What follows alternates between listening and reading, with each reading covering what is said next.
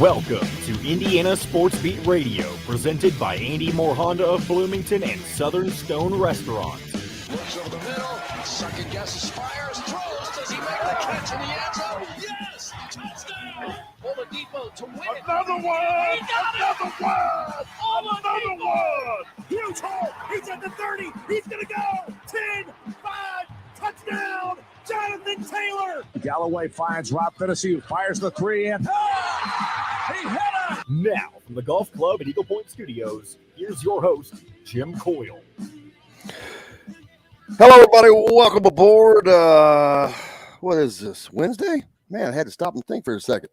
Appreciate everybody joining us here on this Wednesday as Indiana Sports Beat Radio coming to you from the Golf Club at Eagle Point Studios mobile from Evanston, Illinois. The morning after, Indiana takes it on the chin in a number of ways. We'll be talking about that. Great show lined up today, man. As always, another packed one. Bob Kravitz will join us. You know, shoot, we've got so much to talk about. We can talk about Indiana with him, but also the Pacers. They're making the moves. Aaron Matus will join us, our friend Aaron, formerly of WDRB. Derrick Jackson will be along. Rick Bozich, of course, Hall of Famer. And definitely if you saw his tweets last night, that conversation is going to be easy. Mitchell Paige, my man Mitch, will be along as well today. So looking forward to another great one. Of course, you guys are here, so that makes it always incredible. Guys are hitting up the Andy Moore Honda hotline already. Wow, you guys are on it for us. Tough circumstances last night. Yeah, we'll get to all that. Jennifer says Don Fisher said it best. This game is on the five guys that got suspended. Yeah, we'll talk about that. Indiana had their chances. And to be honest with you, they should have won that game. Michael, Music Man's with us. Appreciate you. Jennifer, if I didn't mention her already. Yeah. Man, oh man, Indiana with another opportunity gone by the wayside last night. That's something we'll certainly talk about. Number one, Auburn falls to not only to Eric Musselman, someone who was mentioned as a coach to look at for Indiana's replacement last year. Keith Smart on his staff, don't forget. So congratulations to Keith Smart. Big win. I didn't see the aftermath, but I heard Eric Musselman, a la Bruce Pearl, maybe, I guess maybe, was it an homage? I didn't think about this. Was this an homage to Bruce Pearl? Took his shirt off in the aftermath celebration. Wow, crazy. But, yeah, Auburn falls, man. Number one, but big deal. That stuff's going to happen. Arkansas is not like they're a slouch. They've had a good season. So, no big. That's not a big deal to me. You're not. People are just not going undefeated today. But a big win, great win for them, great resume builder for them. They will gladly use that. Indiana, we'll talk about that. The Big Ten. There was big games last night.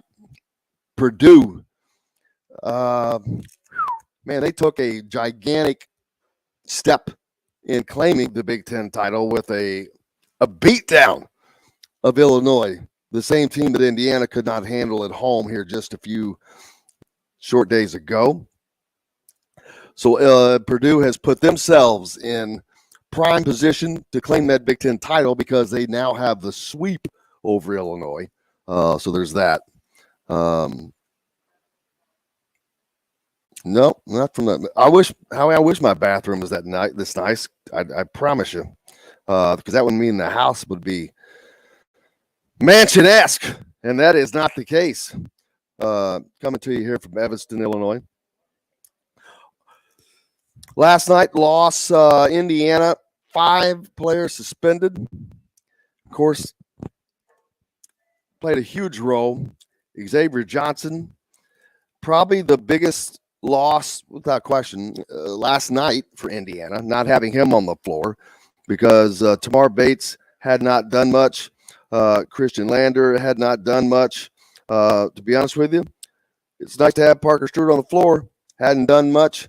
Let's see. That's 3.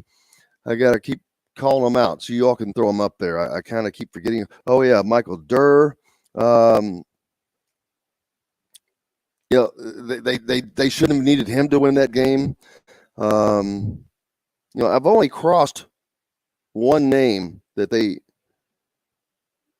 needed. Xavier. So Tamar Bates, Christian Lander, Parker Stewart, Michael Durr.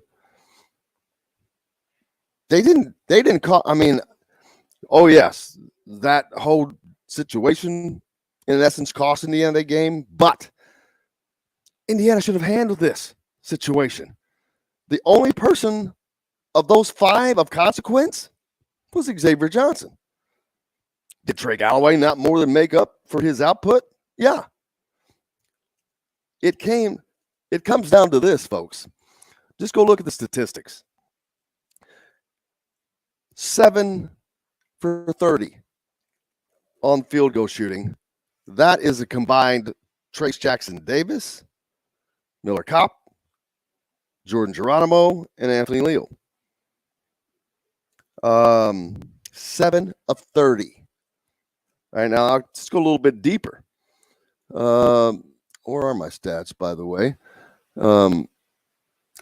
Trace Jackson Davis was not All-American-esque last night in any stretch of the imagination. 5 of 9 at the free throw line. When Indiana loses this game by 8 points, he was 4 of 13, I believe, from the field.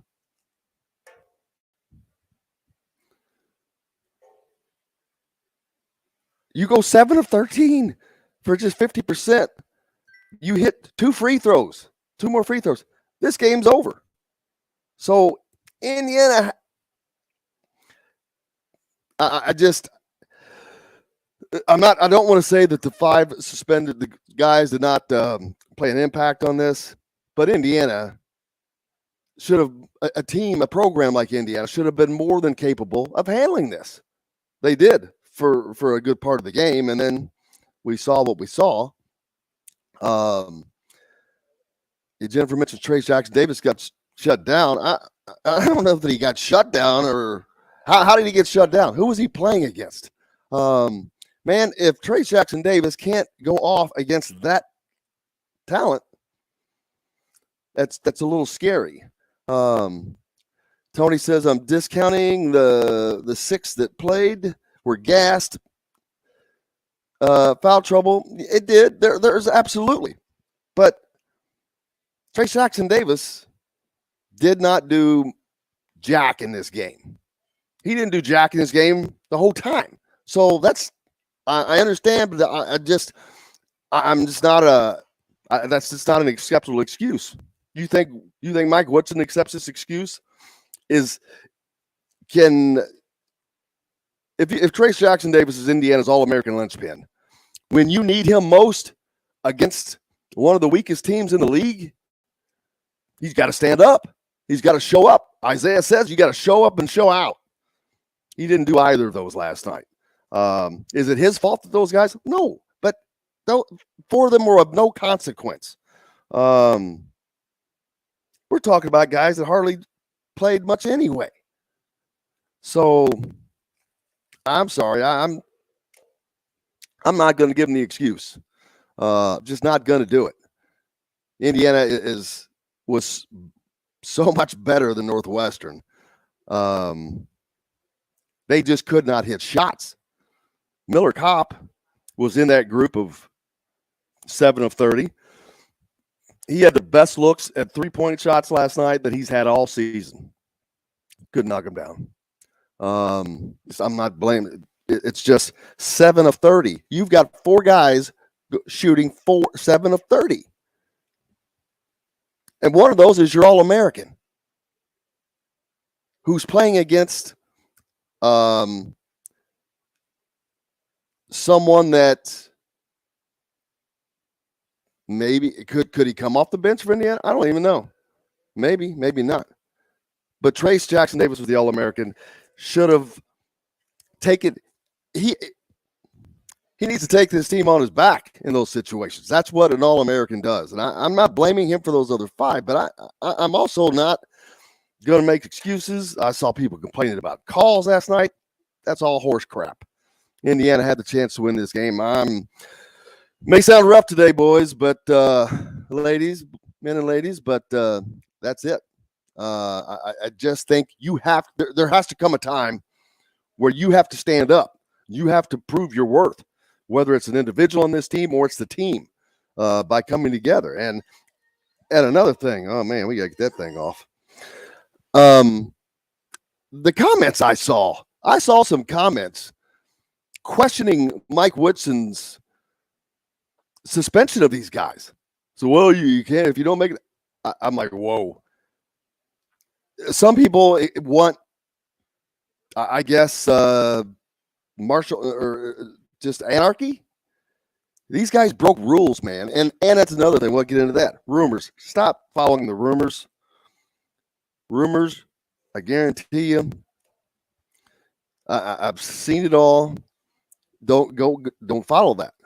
I'm not believing that. I think it was a simple thing of what they did, but it doesn't matter. It's a rule. It's a rule that was set that the consequences are in place for. And those consequences were doled out, at least for the time being. Now, how long is this going to last? We don't know that. I think Kevin Brockway asked Mike that last night in the postgame presser, and he hadn't decided. Well, he I guess he knows now because he said he was going to decide that on the way home. Well, of course, they flew home last night. But I would imagine we will find out at Indiana's next game. I'm not sure that they'll make an announcement, to be honest with you. They almost have to, I guess, but I'm not sure. I don't expect it. If it is as simple as what I think that it is, I expect to see the guys back. But there's questions beyond that. Why in the hell, even as simple as this, if as simple as this was what I think, I don't care, man. It shows a lack of leadership. And so you've got a guy in there and an ex that is old enough to know better. He hadn't been here. This is his first year here, but old enough to know better. And not only that, you've got guys tagging along, following along, looking up to you. Tamar Bates, freshman. Christian Lander, freshman. Parker Stewart. This is Parker Stewart's second infraction this season. That's another issue we'll have to get to. Michael Durr. New face. Stewart's a semi-new face. Transfer in. Bates is new face. You got 4 new faces. Four of those 5 faces are basically new to this team. 1, 2, 3. Three of the 5 are transfers. It's hard. It looks like it's time for a break, but it's hard. Mike Woodson said, I'm trying to build a culture here. And he wants the guys that are going to be a part of that. And if they don't want to be, they can go. I'll get to your comments. Jared says Parker's probably 1 strike away from being dismissed. I would absolutely adhere to agree with that. And now he does have some special mitigating circumstances, and he lost his father, but that's only going to go so long. So you can only hope these guys get it together. I'll get back to your comments. I'm not able to do that. I went on my little soapbox there, but John says it's time to break, and we got Bob Kravitz up next. So definitely want to do that. We'll be back with Mr. Bob Kravitz of The Athletic, brought to you by our good friends from Southern Stone Restaurant in Bloomington, Patterson and Rogers, home of Inside Indiana Basketball, where there's Monday night at 7:05. You can go out and ask your own questions. What the hell happened? Don Fisher and Mike Woodson will be there. So show up. This would be a good time to show up at Southern Stone Restaurant this Monday. Hey, I'm back with the board from the Golf Club at Eagle Point Studios Annex in Evanston, Illinois today. Back after this. We'll be right back to the Golf Club at Eagle Point Studios for more Indiana Sports Beat Radio with Jim Coyle, presented by Andy Moore Honda of Bloomington and Southern Stone Restaurant. Whether it's a celebration or just a Oh, man. I got to get a different fucking cable. This one's driving me insane. It's my splitter. Yeah. I just need a, yeah. How many more late games do we have? That shit sucks. Yeah. Where did I put those? I brought those with me. I know I did. I remember. Oh, man, come on. What'd I do with them? The hell? What'd I do with them? Come on. Oh, flu fairs.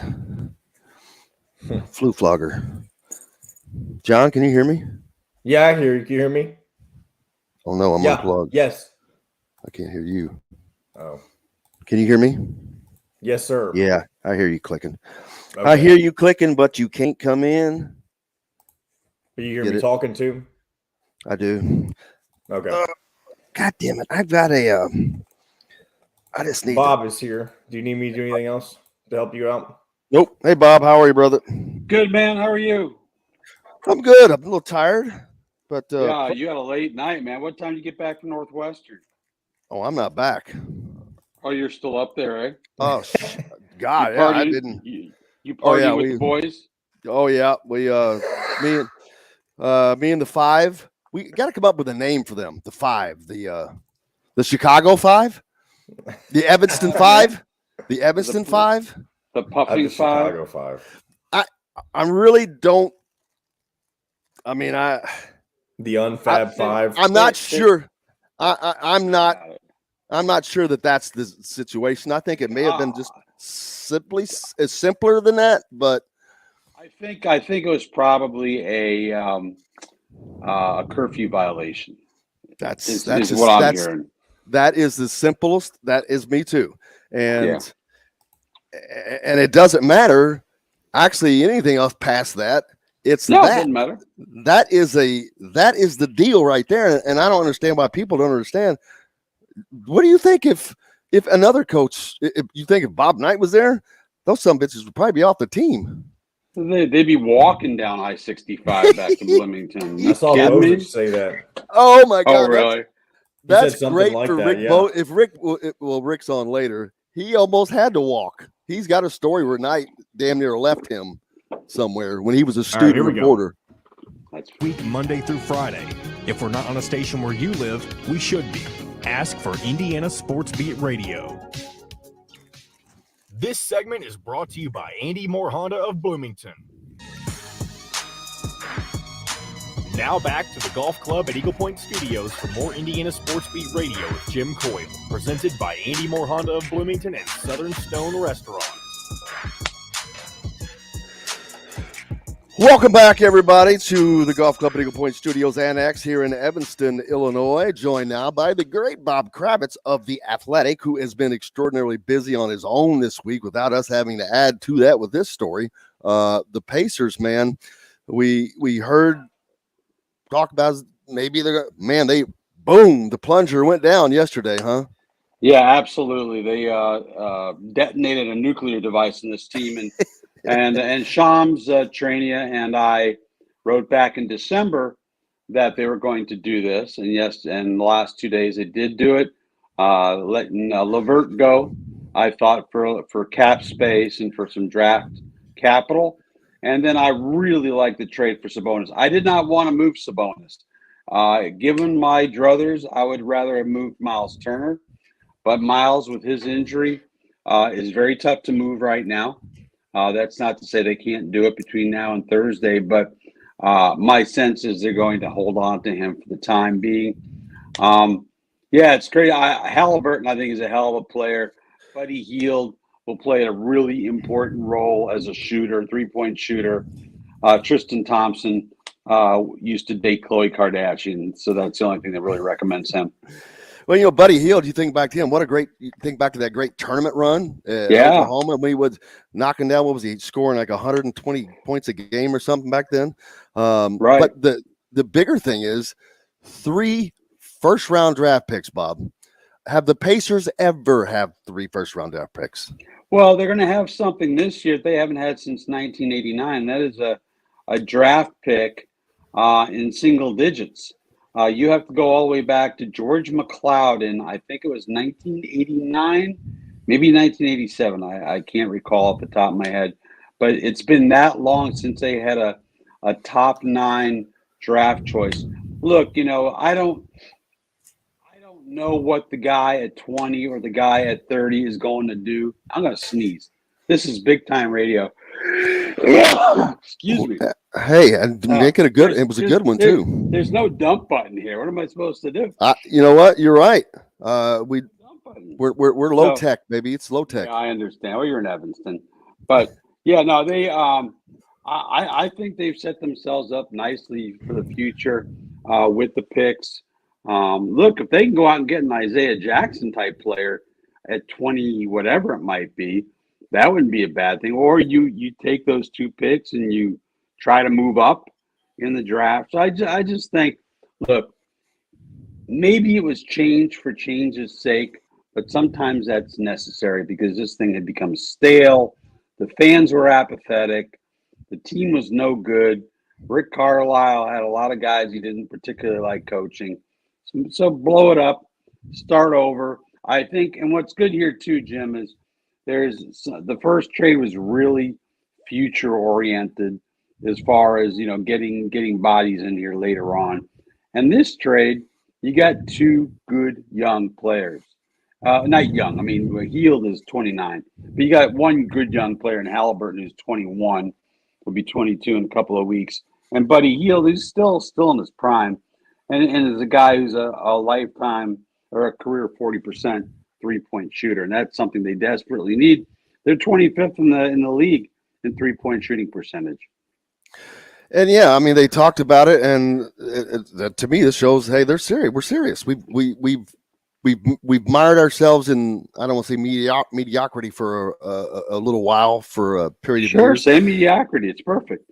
Got to break out. Got to break out of this. You got to do something, and this is it. I mean, they're going to have some draft picks. They're going to, like you mentioned, a single-digit draft pick for the first time in over, is it almost 40 years? That's a long time. Well, I mean, when you're a bad team, when you're a lousy team, you have to be able to offer your fans hope. And I think that these 2 moves, keep hope alive. They may not work, but they feel like hope. And Halliburton, I have not seen a lot of Kings games, but I talked to a half a dozen national basketball guys yesterday before I wrote my column, and they all said, I am utterly stunned that this guy was made available in this trade. Everybody thought it would be De'Aaron Fox, but the Pacers held out for Tyrese Halliburton, and they got him, and good for him. Absolutely. So now, going forward, a little bit of renewed energy with the Pacers for this season. No one expects, nor do they want them to win, honestly, which is a weird situation to say. Right. You don't want that's kind of one of the dumb things in sports. Keep tanking, boys. Keep tanking. Yeah, it's just, especially on the heels of the NFL lawsuits going on with Flores and the other coach that come forward and said that they both have had owners that paid them for losses, and of course they're going to deny that. But I wouldn't. I have no doubts if they say it happened. I don't doubt it, especially Flores. I mean, I don't doubt that. And there's the gambling part of this, the gambling element is what scares me, is because all these owners and their teams are involved with DraftKings or FanDuel or BetMGM or Caesars, whatever. And if they have this kind of inside information, that they're trying to lose, I mean, that's potentially devastating. I mean, if that word gets out that they're trying to lose, I mean, that throws the whole thing into a tizzy, man. It's bad news, and I really, while I'm okay with sports gambling, I'm a little uncomfortable with the way that these leagues, who used to treat them like they were drug dealers, are now totally in bed with them. Man, it just reminded me of the dude on the Big Lebowski. Jackie Treehorn treats objects like women, man. It's just one of my favorite movies. It's stuck in my It's head. a great movie. Yeah, I feel like going bowling now. I guarantee it. Oh God, he's just so great. That's a great scene. This Malibu chief hits him in the head with that coffee cup.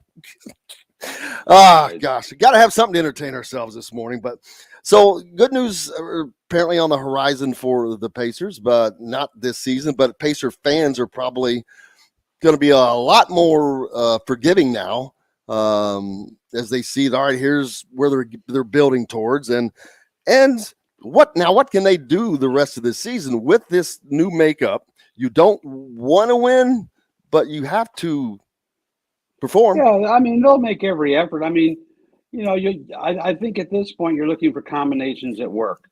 Will Malcolm Brogdon ever go more than 3 days without an injury?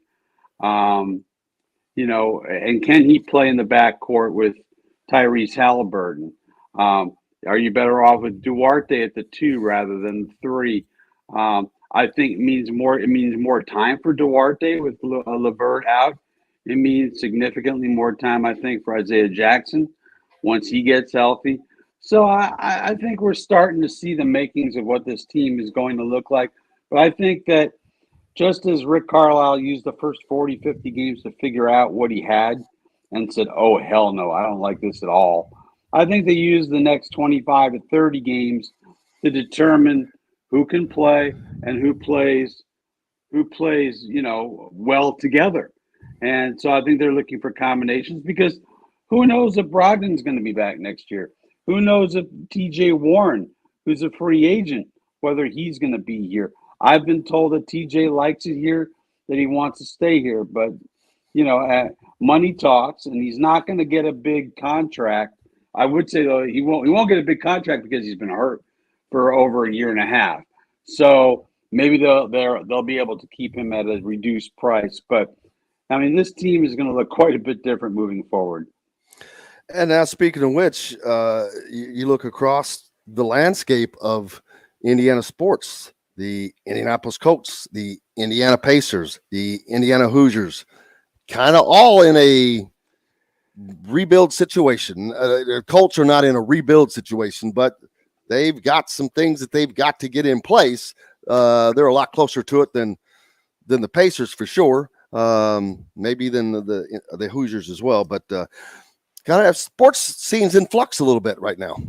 Well, with the Colts, look, if you don't have a quarterback, you don't have squat in this league. I mean, look at the Super Bowl, look at the playoffs. I mean, how many playoff teams went deep that doesn't have an elite quarterback? And so the Colts are, the old line, they're doing their due diligence. They are looking anywhere and everywhere for a quarterback who will replace Carson Wentz. I think at this point it's going to be very, very difficult to bring Carson Wentz back, because I think by failing to commit to him, which was the proper thing to do, but I think the well has been poisoned, as they say, or maybe they don't say that. But who's available that they could actually get? That's the problem. That's the problem. You look at the free agent quarterbacks, nobody's interesting. Kyler Murray scrubbed his Instagram of all his Arizona Cardinals references. So who knows what's going on there? Who knows what's going on with Rodgers? Who knows what's going on with Wilson? But the free agent class stinks. There's nobody I'd rather have than Carson Wentz in that group. So, maybe they go draft. Maybe they look in the second round and look at a Desmond Ridder from Cincinnati, or a Carson Strong from Nevada. But yeah, they're in a tough situation because they threw all their eggs into the Carson Wentz basket. The good news is you don't have to keep him after next year. Somebody, if you're stuck with him one more year, okay, but then he's gone. I kept hearing there was some writer that kept banging the table that Indianapolis needed a backup quarterback, a veteran backup quarterback. I can't remember who that was, but exactly. Well, forget that. They need a starter. Yeah, The backup. They need a damn starter is what they need. Well, I was thinking the backup was actually the guy who would come in and actually just replace him. Okay. It's a bad situation, and you've got an owner who. This is just my sense of things. It's not like Bob is reporting that. My sense is that Irsay can't look at this guy for another day. I think Ballard feels like he was sold a bill of goods, and trust me, and Reich wants to make it work. So I don't know that there's uniformity of opinion in that building right now. But again, that is not a report per sources. That's just my sense of it. There's no one, I think, in the Colts organization that wants to win more than Jim Irsay. I mean, and it's starting. You can kind of his patience. He's a pretty calm seeming guy now, but his patience is seeming to wear. He got a nice taste of that Peyton Manning run, the Super Bowl run, the playoff run, and it's not fun not doing that. Being one of the also rans. Oh, exactly. And look, Jim will spend whatever it takes. And I think, honestly, this offseason, they're going to go heavier into free agency than they ever have. I think there's a feeling that, and I think it's an appropriate feeling, that Chris Ballard, because he's so tight with the dollar when it comes to free agents, he has not filled a lot of the holes that they needed filled. And I think they're going to do that this offseason. They're going to have the money again. And I think there's going to be a lot of pressure from up top, Reed, Jim Irsay, to go out and get a free agent wide receiver or a free agent tight end or, whatever it might be. Because they've got, look, they're in the cupboard isn't empty, but they've got some needs, like everybody. Absolutely. So now we can get back to, we've got a few more minutes to talk about this Indiana team last night and the debacle that was that loss. Everyone's wants to lay this at the 5 guys that got suspended, and absolutely there's issues there, but the only one of consequence was Xavier Johnson, the point guard, and they got past that. To be honest with you, with Trey Galloway, it was actually Trace Jackson Davis and Miller Kopp and Jordan Geronimo and Anthony Leal, who went 7 for 30 combined. Trace Jackson Davis of that is 4 of 13 and 5 of 9 at the free throw line. He could have won that game himself, and he should have won that game by himself. I'm curious because you watch IU more closely than I do. Do you think Trace Jackson Davis has gotten better this year? Nope. I don't either. I've said it many times. I've learned to not say, well, this person's not ready or this person. The NBA determines when someone is ready to go. And that doesn't mean they're ready to go now. They may take them now. That doesn't mean they're ready now, but they know if they're coachable, whatever the case is. I don't see, because of what you just said, I don't see a path for Trace Jackson Davis to the NBA right now. I don't either. He has not improved on any of the things that have been talked about. He does not have an offhand. He does not have a confident jump shot. And most importantly, we've seen him get back down and outplayed by college players, Kofi Coburn, Hunter Dickinson. I mean, these Purdue guys. These are all guys that are in college. What the hell does he think it's going to be like when he gets up there and it's Draymond Green or it's Joel Embiid? These guys are men. He's a 4, and yet in this league, a 4's got to be able to hit from the perimeter. Yep. And he can't. He doesn't. I'm not going to say that he can't, but we haven't seen it. And look, he's been their best player. He's the reason why they are where they are. I place virtually everything with yesterday's loss on the wayward five. I realized Xavier Johnson was their only key guy who was out, but I mean, poor Trey Galloway, he was sucking wind at the end. I mean, those two, there was two hook and holds, right?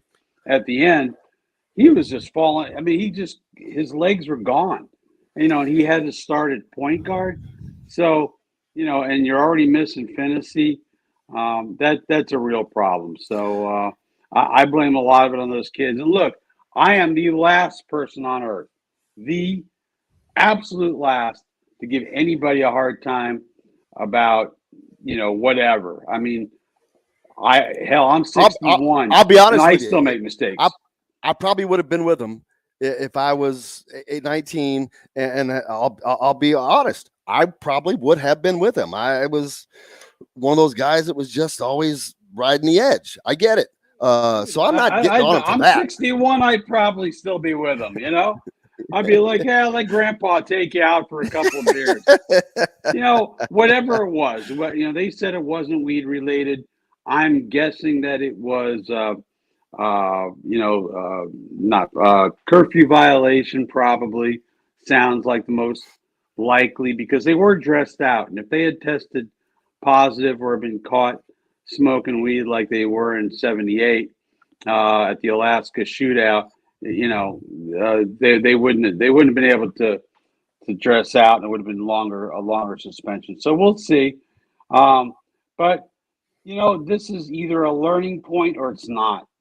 And the timing is tough. This is a game they really, really needed, because they got 3 games against ranked teams coming up, and it's not going to be an easy road. They're going to have to start sweating a little bit. Absolutely, because now when you lose a game against Northwestern that you absolutely should have won and were counting on winning, now not only do you have to go win another game that you were supposed to, but you have to win a game you weren't supposed to make up for that game. And Exactly. Unfortunately, and that game's going to be tougher, way tougher than that one was, because your options are running a lot thin. Their next 3 games, I think their next 3 games are against ranked opponents that are above them in the rankings. Aaron Matus is going to join us next. We'll go ahead and bring him in before we break over. Have you guys ever met Aaron Matus, formerly of WDRB.com or WDRB? I don't think so. Have we, Aaron? It would have been. You guys got me. I can't even. Yeah. No, you're great. Plugged in yet? It would have been somewhere in some basketball gym in Indiana if we did, Bob. I'm obviously very familiar with your work. So he has all the Rick Bozich stories. Yes, I do. All the dirt. All the dirt on Rick Bozich. Let's go. Bob, what do you got coming up next at the Athletic? Lord knows there might be more trades. On Thursday, that would be tomorrow. I guess I better get it done. I got a long piece on Larry Bird running. We're doing our NBA 75 series. Does it have any great bird stories? I love the trash talking bird stories. Yeah. Well, actually, one story that I thought was interesting was Mel Daniels, who was an Indiana State grad, was a grad assistant during Bird's years. I did not know Mel Daniels. I did not know that either. I had to look up. Anyway, he went and played some pickup ball with this young freshman named Larry Bird. And, I guess he was a sophomore, because his freshman year got lost because he moved from Indiana. But he was playing pickup ball with Larry and a couple of other guys. And he went to Hodges and King's office and said, I just played with the greatest basketball player I have ever played with. And they're like, dude, you played against Dr. J, for God's sake. What are you talking about? This kid is better than Dr. J. And they're like, have you been drinking? Man.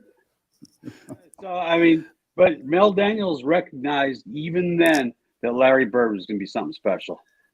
And that's saying something, because he's one of the Pacers' all-time greats. I believe his name's hanging in the Raptors. It is. So remember those championship teams, great teams of the 70s. So he definitely knows.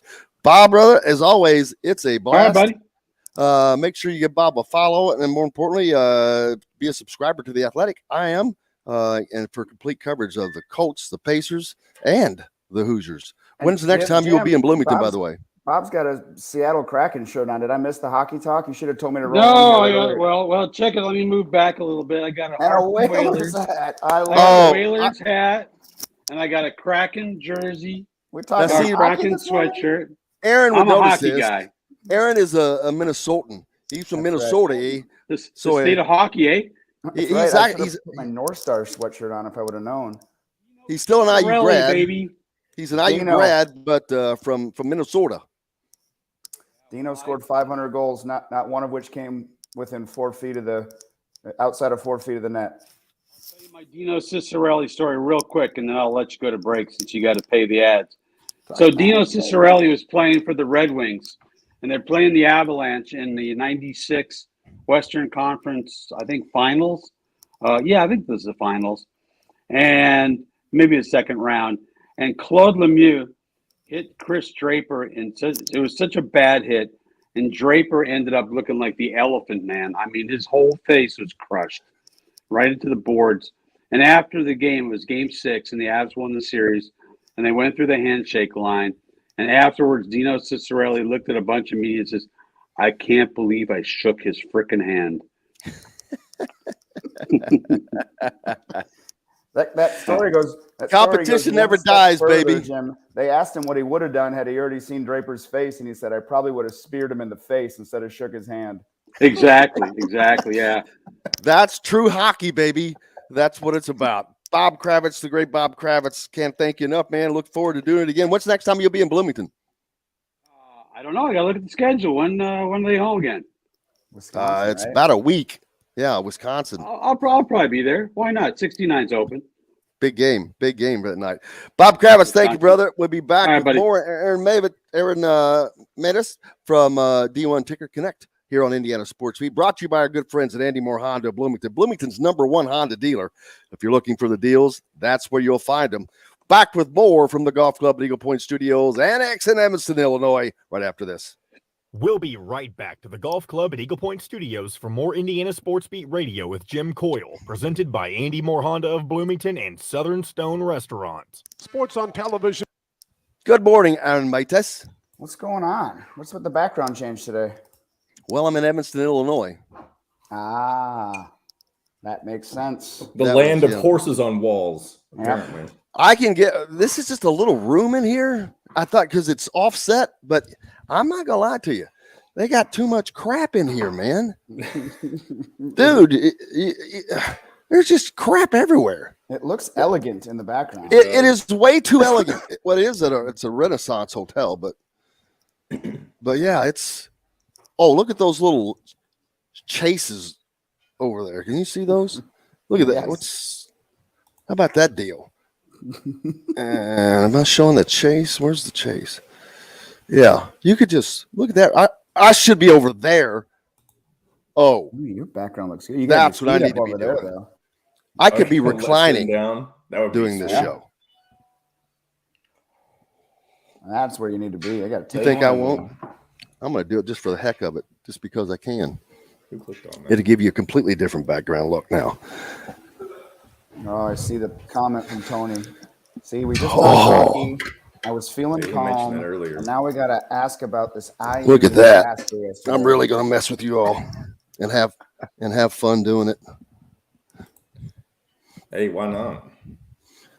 I don't think I can hear anybody at the moment. Howie says, "Show the toilet." Forrest says, "Jim, you're 0-3 on road trips this year. Maybe you should stay home." It's not the suits; it's Jim. Is that true? You went? You didn't go to Nebraska. You went to Iowa. You went to Evanston. I guess he's referring to your Iowa road trip for football as well. Oh, that was a great game. That one went super well. The first sign that things might not go as planned for the football team. Man, if that was a disappointment, or if that was ever a disappointment. Yeah.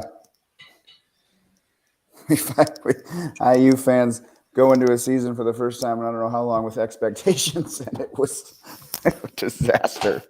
I think I really like the running backs hire though. Running backs coach hire Craig Johnson. Yeah, they have a similar background to. Can everybody still hear me? Retain some good stuff on the defensive side. I don't know about this quarterback situation, and I certainly don't feel optimistic about the line, and I don't know what good any of it is. Jim, do you hear us? Yeah. Sorry, Baron. Okay, just want to make sure because I couldn't. Are you talking about Indiana football? We're just we were talking about your road trips this year. Was he talking about Indiana football? Road trips. Yes. I just spilled another coffee. Every time I freaking move, I spill coffee. Jim was here we go. Using the pillow to clean it up. It's all right.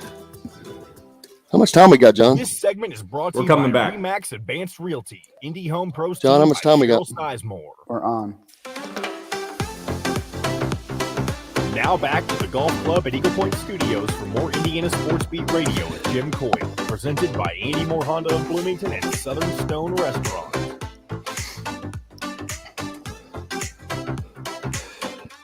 Well, welcome back to Indiana Sports Beat Radio, coming to you from the Golf Club at Eagle Point Studios Annex here in Evanston, Illinois. And you guys were making fun of my location a minute ago, so I changed it up for you. And I wish you could see how relaxed I am now, because this is a chase, Aaron. I'd rather you talk about how you tried to show us all up with your new spot and spilled coffee all over the lobby. Well, it was a mess because it was an almost full cup of coffee at the time. And not the first time this year that in moving dropped an entire cup of brand new. The last one I had to pay for, and it was a Starbucks. So that one really aggravated me to no end, because I had hardly had a. Yeah. Oh no, it was at a hotel, so it was like 8 or 9. Makes it even better yet. Let's see. Last night, I'm sure you had a chance to watch the game last night. I did watch the game last night. I have so many thoughts on what happened. What a weird evening of IU basketball, starting when the rumors started floating on Twitter, which was. And again, people need to understand. Get off the rumors. It is not weed. Everybody thinks it's weed. Yeah. It's not weed. If it was weed, they wouldn't have been dressed, like Bob said last night. That's an automatic three gamer, I'm pretty sure. Yeah, and the rumors I guess I was referencing was just that we might be without players. 3 hours before the game, they started floating out there, and you're sitting there refreshing Twitter trying to see. I found out about this when I arrived at the arena via a text from someone else back home. Yeah, it was just an odd night, and then you go with 6 players basically in a game you need to have. And I think a lot of people are black or white on this issue. Either a great move by Woodson, what a bad mistake in a game you need. And I think there's what choice did he have? I don't understand what choice he had. Unless they're going to be upfront about what happened, we don't know what choice he had. Well, all right, let's go with the fact that it was a simple curfew violation. Yeah. And on the road, that's usually dealt with immediately. And it was. Now, some people are going to say, well, he could have split the suspensions. Now, he went with a half earlier in the year with Parker Stewart, so we knew he wasn't going to get just a half this time. But I don't know. That's 2 strikes. That's 2 strikes too, by the way. Right. Which one of my other thoughts, we don't need to go there right now, is I think it was pretty clear Trey Galloway deserves a spot in the starting lineup. He plays pretty well with the group that could play. But I guarantee you, Rick Bozich is going to be banging that drum here. Well, he will. Him and I were talking last night, and I'll say this and then get back to my original point, and we can get back to Galloway. But I think a lot of people would say maybe that spot would be Miller Kopp's at this point. However, how do you bench Miller Kopp right now after Parker Stewart just served his 2nd suspension? So I think that's an interesting spot that you're in right now. And then I guess getting back to my other point, if you're going to be a person that says, great move, Mike Woodson, this is what needed to happen, you do not get to complain if this team falls 1 win short of the tournament here in a month. Yeah, because at the end of the day, they should have won that damn game last night. They held no matter what the situation, and lost by 8. That is crazy. It's the simple numbers. You've got 4 guys that shoot 7 for 30. And one of those 4 guys is Trace Jackson Davis, who was 4 of 13. So you've got all those. How many missed bunnies around the basket? And we're not talking. He was not playing against Kofi Coburn or Travion Williams or any of those guys. No. He was playing against. I love Trace Jackson Davis and love what he's done at IU, but there is a concerning trend, in my opinion, of big moments that he doesn't show up for. I'll kind of leave it at that. He has struggled against the top talent. There's no doubt about that. You can go look at box scores. And then in moments like this one, and this isn't an isolated incident, but a moment like this where Indiana just needed one of those games from him, 20-plus point performance, didn't get it. And if he finds a way to go off, they probably get that win. And they so desperately needed him to bail them out. And just a very odd evening. Yeah, Tim mentioned a stat that said that Indiana State and Evansville game had 0 offensive rebounds. Has not happened in 25 years in D1. Well, that was Indiana's big problem last night. I looked at one point. Not only did Northwestern out rebound Indiana the entire game, that's another issue. You've got Trace and Race out there. Rebounding should not be a problem. And Trey Galloway, I think he had 5 rebounds. So that should not have been an issue, but it was definitely on the offensive end. I'm waiting for the stats to pull up, but I know at one point it was 11-5. And that's too many second chance points, not hitting shots. Indiana could have won that game so freaking easily. I know they got tired. I know they got tired down the stretch, but they were already getting beat at the things to set that loss up. Had they had the lead that they should have had they had the command that they should have had, they might have been able to withstand being tired in those rubbery legs in the 8th, 9th, and 10th rounds. But they just did not put themselves in a position to be able to do that. Yeah, I mean, I think you're right. Fatigue showed up in that game, but there were some chances earlier, maybe before some of that set in, that they could have built a bigger lead or taken a little bit more control of the game. And then, I think anyone who was watching at, I don't even know, the 5-minute mark or so could tell, like, boy, they're in big trouble right now, because you're not going to come back in a game where you're down to 6 players. Geronimo's foul trouble. I mean, in that game, that was terrible because you needed a lot more out of him. It just, then Duncombe didn't play at all. It just such a weird night. And now you better get that home game against Wisconsin. I guess I'll say that. I don't know. Duncombe cannot be that bad. I've seen him play, and I thought red shirts were a thing of the past. But even if you are, he hasn't played enough to worry about not being able to play in that game, if just for some breathing minutes. Well, and the basketball doesn't have the rule football does. So the fact that he's already played, he can't take unless it's a medical, which it's not an issue. Oh, so they're not allowed a percentage? No, and unless I'm wrong on that, I think he's not redshirting this year since he's already played in games. There's almost no reason for a red shirt. He does not get the COVID year, though, because this is his first years, but no one stays 5 years. He's not going to. Logan Duncombe is not a 5-year player. If he's here 5 years, he's going backwards. So you look at that. But it just. There was so much. I mean, so many. Miller Kopp. All right. First of all, Trace Jackson Davis.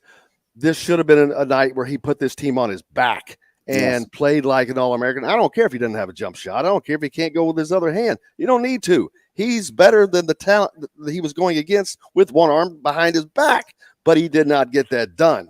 I'm not going to put that completely on him. Maybe the guards somewhat didn't help him enough, but he did not. He had the opportunities, was not able to do it. couldn't hit the free throws, couldn't hit the shots. And that was just a major part of it. He just becomes a lot easier to defend when we're not making you think about anything else. When Indiana's not making you think about anything else. And Miller Kopp is another one that this should have been a night that he really helped Indiana. If he didn't help them for another game this season, this was the one. He was as familiar in this gym as any gym in the country.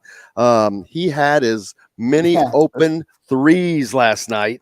This was his Rob Finney Purdue game. This was his chance to have that legendary moment in an IU uniform, and it went the other way.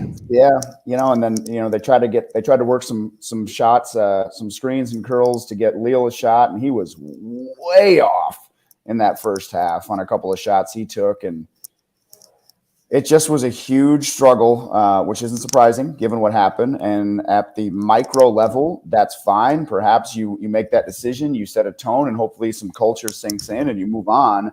I just think, and I think a lot of this was written about last night or early this morning, that it's kind of a crossroads moment. How will this team respond to what happened last night in Evanston will ultimately define the season and define the decisions that were made by the players and the coaching staff. We got to wait and see what happens. They can absolutely use this as a catapult of growth. Whether it's by some of the suspended players, all the suspended players, I don't think that's going to be the case. You think of someone like Christian Lander, who did not need to hurt himself anymore with this because there's a reason he had not been playing prior to Rob Finney's injury. And I think immaturity is part of that. What an opportunity that would have been for him. Bam. Great. And he's not available. I mean, that's almost as disappointing as anything. Now, and again, I said it a minute ago, and I'll keep saying it with the caveat. I probably would have been right there with him. Yeah. I would have been right. I know me. Yeah. I know me. If someone came to me with an opportunity to be silly I would have been there. So I don't want to be a hypocrite. I'm not. I would have been in that boat probably. So I'm glad I'm not. But at the same time, I've talked about this too. You got Xavier Johnson, who's not. He's a senior, man. He knows better, but it's his first year here. Does he not have is this just a transient passing through for him? You've got the younger guys, Tamar Bates, who came in, he's serious, but man, that one really disappoints me probably as much as all of them, even though he's young. I'll give him that, but that he takes his game serious, and that one's kind of disappointing to see him put himself in that position. I totally agree. I agree with those young guys. Absolutely, for sure. Xavier Johnson, you got to know a little bit better of what the rules are, and we're down a point guard. There's just so many disappointing factors. If I wanted to say one thing for Bates, I did notice him off the bench being a hype man during the game, and I only say that because he didn't sit and sulk. He knew his role was cheerleader with the suspension. And I do like seeing that energy in a situation where you could just, stay in your warm-ups at the end of the bench and bring nothing energy-wise. So at least Parker Stewart had zero energy during warm-ups. When stuff started breaking and we're like checking, I'm like, all right, I'm running around the arena and I'm like, all right, Parker Stewart is not playing. I knew I could tell that, and I took a picture and I just said, not sure of his availability tonight. We hadn't been told anything yet, but he never took his candies off, never took his script off. Actually barely got off of the bench area during warm-ups while everyone else was taking place. So I was under the assumption, I was like, man, it must just be him. But it turned out that it was obviously more than that. But it really makes you wonder, all right, these other guys are out there kind of going through where were you? And I know he's got, I have a soft spot for him. Yeah, but his rope is running short, though. Yeah, I agree. I do agree. And I would imagine, and he's not producing. He probably has longer leash than most, longer rope than most, given what he's been through, and he deserves that. So I do have a soft spot for him and what he's been through over the last year. But yeah, there's no doubt about it. This was strike 2 for him. Are you going or sticking? I'll stick around for one more segment. All right, Derrick Jackson joins us next. We're up, brought to you by our great friends at RE/MAX Realty. If you're looking for a home in the Indianapolis area, you need Cheryl Sizemore's 2 decades of experience. Could be the difference in you getting the home you want or not. Give Cheryl, reach out to her, Cheryl at IndyHomePros.com. Back with Derrick Jackson and Aaron Matus on Indiana Sports Beat Radio right after this. We'll be right back to the Golf Club at Eagle Point Studios for more Indiana Sports Beat Radio with Jim Coyle, presented by Andy Moore Honda of Bloomington and Southern Stone Restaurant. Start the new year out. DJ. Hey, what's up, guys? How you doing, man? How you doing? Aaron, you have not met DJ yet, right? Well, we talked last Wednesday. We were on. Oh, yeah, I couldn't remember. I was getting ready to say. Yep. I was going to say, put the coffee down. You don't need it. Mr. Caffeine Infusion is here. Speaking of which, I'm gonna go get a refill. I got you, man. Don't spill that egg or coffee earlier, DJ. Hey, Aaron, man. I tell you, man, and I guess we can talk a little bit more about it when we go back on air. But I tell you, man, I was all over what you guys were talking about when the news broke yesterday. So. We've all been through, I got disciplined when I was there under Mallory. I don't know particularly what these cats did, but yeah, that's the problem. Coaches have to bring, consistency. They have to be fair, firm, and consistent. I don't care who you are. I don't care what you bring to the table as far as you don't sacrifice wins you don't sacrifice discipline for wins and losses. You don't do that. And I actually agree. I'm willing to bet I should have kept receipts on social media. Some of the people that are saying this is a great move by Woodson. Now, I hope it doesn't come to this. Let's hope it doesn't come to this. But if this team misses the NCAA tournament, you got to stand. You got to stand your ground and say I still support the decision he made in Northwestern, which may have cost you the one win. Because I'm one of those people. I don't give a crap. I mean, I don't care. I'm not gonna sit here and act like I'm a super radio personality, but if this makes them miss the tournament, then that's what happens. Then the players have to shoulder that responsibility that they were part of. Exactly. This was not a coach's call. Like you need points to win a game in the red zone, and you go for it when you need 3 points. That's not a coach's call. This was a student athlete call. Yeah, they made the decision, and I'm sure they knew what the consequences were. Yeah, they made that decision. I'm gonna tell you something too. Now that this NIL thing is out, I wouldn't mind seeing players getting fined. Guys, you can make money. Oh, save that. That is some juice right there. I will save that one. Yeah. I love that. Yeah, man. I'm telling you. Yeah. Oh man, DJ bringing the hot fire as usual. Oh, that's Frank's hot sauce. I put that shit on everything, baby. Well, there's another side to that too. I mean, I think Lander just signed with that 10-3 or whatever it is in Bloomington. 10 seconds. And, you start getting disciplined, you can lose some of that stuff. Sizemore gets you in the home you want today. Cheryl at IndyHomePros.com.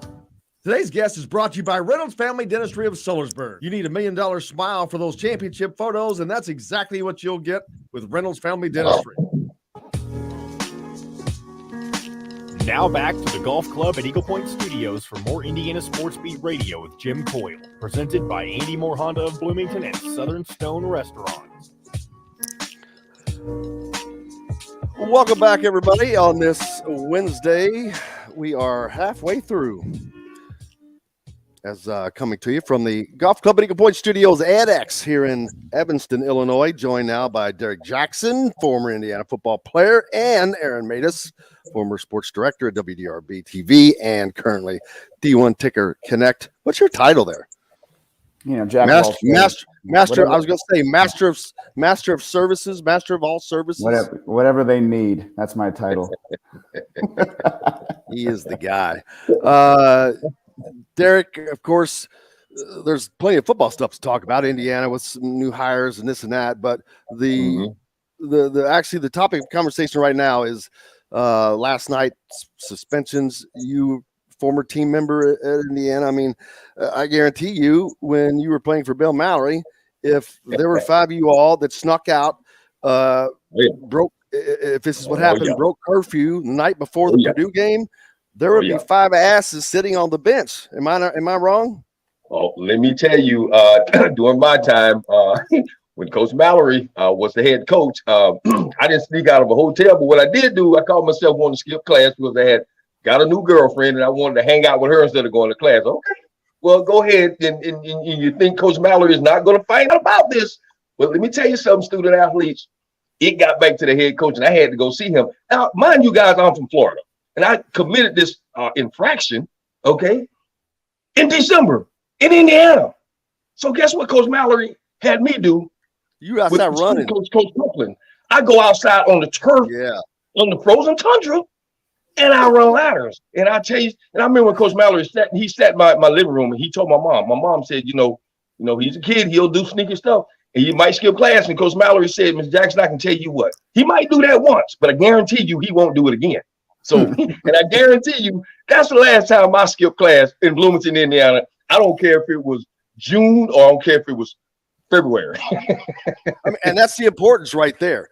You have to have hard and fast rules on certain things, and it just is what it is. I saw a lot of comments last night, Aaron, that were judging Mike Woodson on, well, if they lose by the tournament by a game, this is Mike Woodson's fault, and this. I'm like, what in the hell is wrong with you people?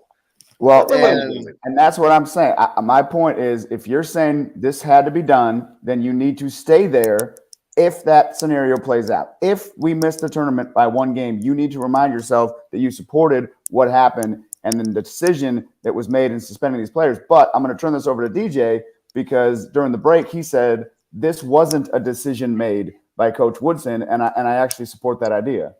I do too. I actually mentioned John, or I forget who I mentioned to last night, but I'm right there with you, DJ. These guys are grown men, man. Listen, man, these guys can go to jail, they can go to prison, they can go do whatever. And then guess what, student athletes? I hope a student athlete is listening at this, because guess what? You guys that want to get paid and you want these NIL deals, I tell you what, when money starts getting, I support these places. Take money out these kids' pockets. Or you break an infraction, let the parents know. Hey, listen, I'm going to suspend, since they want to break curfew, since they want to sneak out of hotel rooms, half of the semester, I am going to break that scholarship up in half because of what your kid has done, because they have to learn. Get the parents involved in this situation.